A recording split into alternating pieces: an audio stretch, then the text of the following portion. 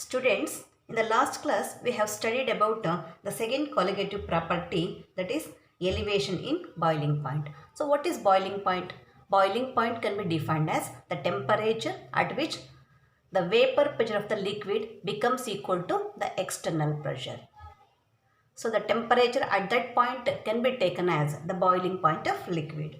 Today we will study the third colligative property, which is called depression. Depression in freezing point. So what is this depression and what is this freezing point? So freezing point can be defined as the temperature at which the vapor pressure of the liquid becomes equal to the vapor pressure of the corresponding solid. So we are not comparing the vapor pressure of the liquid with the external pressure, atmospheric pressure. So we are comparing the vapor pressure of the liquid with the corresponding vapor pressure of the solid. So that point can be taken as the freezing point. So how can we define freezing point? Freezing point can be defined as the temperature at which the vapor pressure of the liquid becomes equal to the vapor pressure of the corresponding solid. So in simple way, we can say the definition of freezing point as the temperature at which the liquid undergoes solidification. Okay. So what is meant by depression in freezing point? So into this liquid,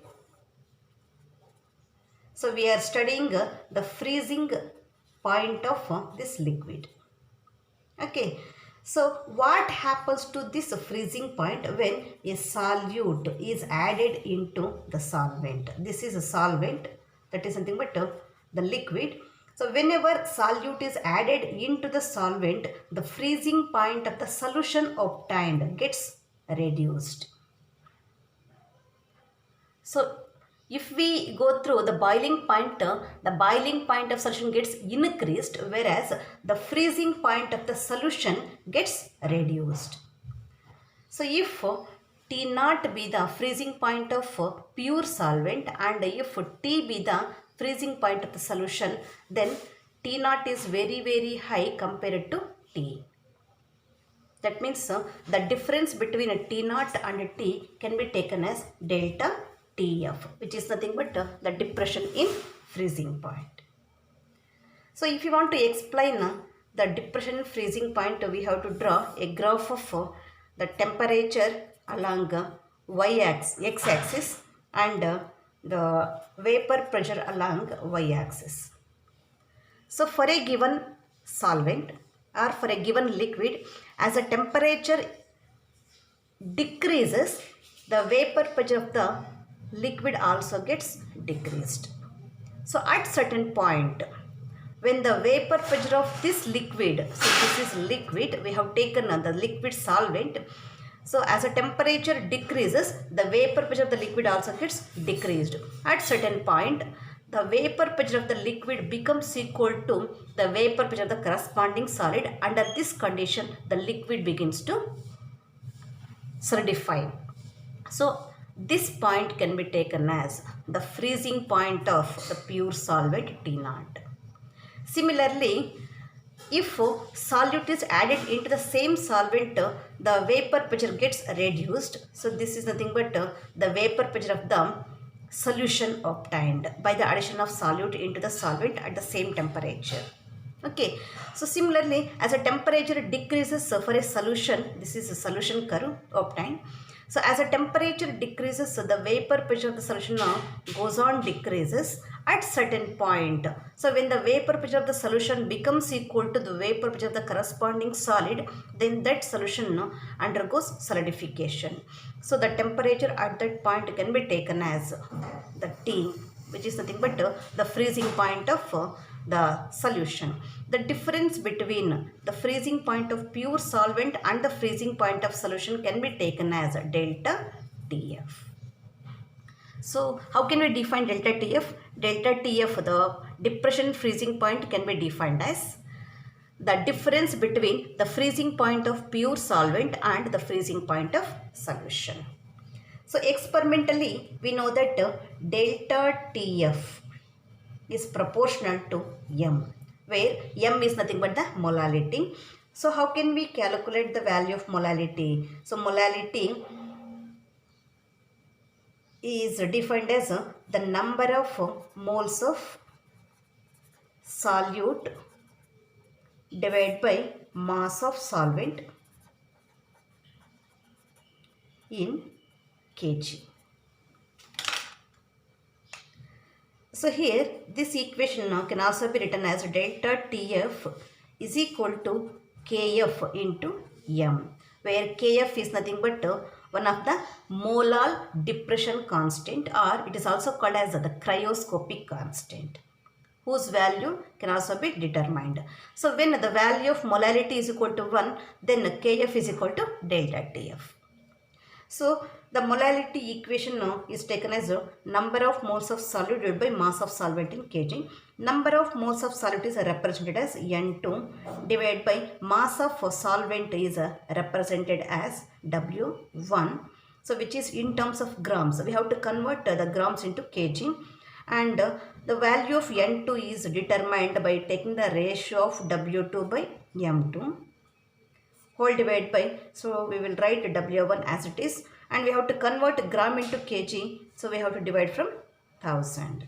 So on rearrangement, the value of m, that is the molarity obtained, is found to be 1000 into W2 divided by m2 into W1.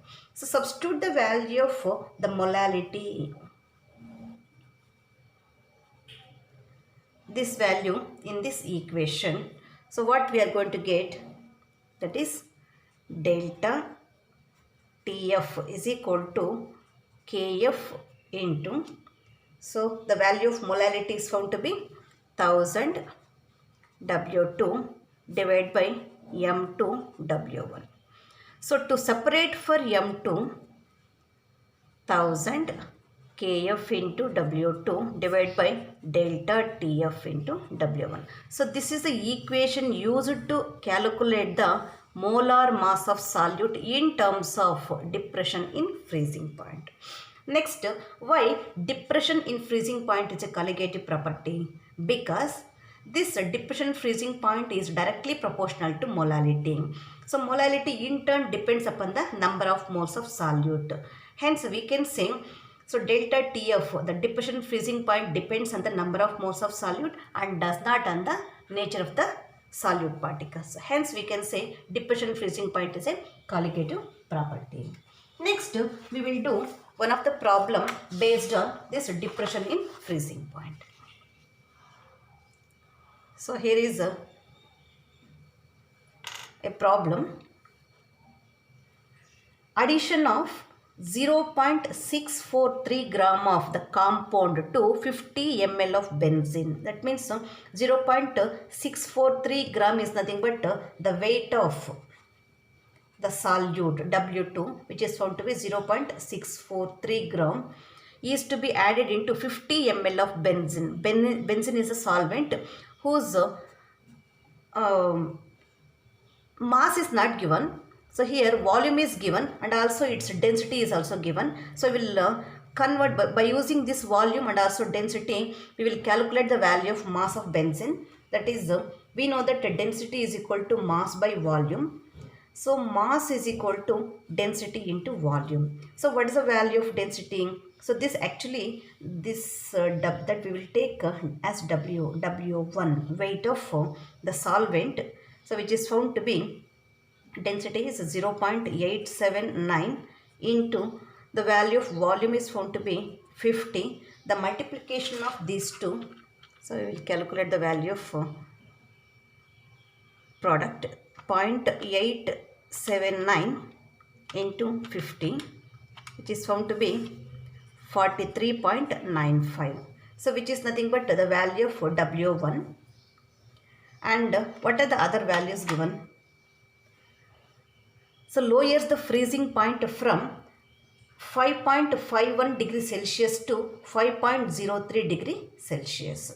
So first, the freezing point of the solution, solvent is given. Benzene is a solvent whose freezing point is found to be 5.51 degrees Celsius. We will convert into Kelvin plus 273, which is found to be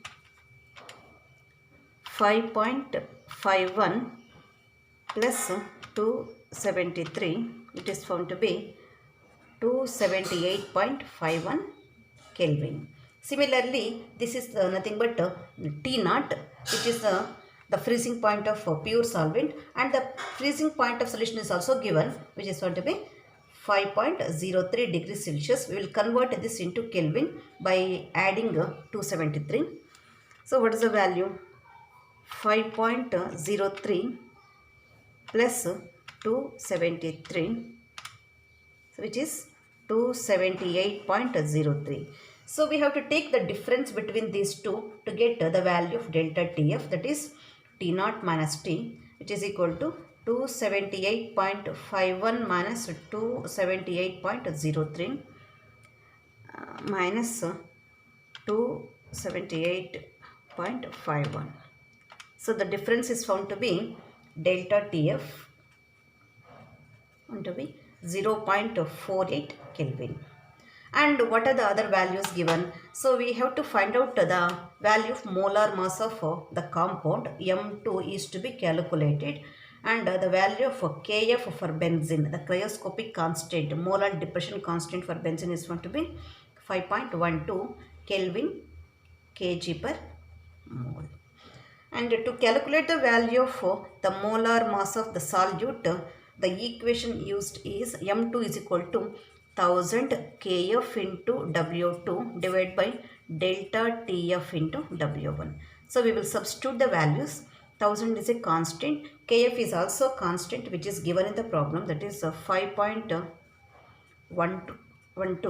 and the value of W2 is the weight of solute 0.643 divided by delta TF value that we have found out is found to be 0.48, and the value of W1, which is nothing but by using the volume and the density, we have calculated the weight of the solvent which has given, which is found to be 43.95. So after simplification, we will study 1000 into 5.12 into 0.643 divided by 0.48, again divided by 43.95. So what we got is 156.05. So the value obtained can be taken as the molar mass of solute.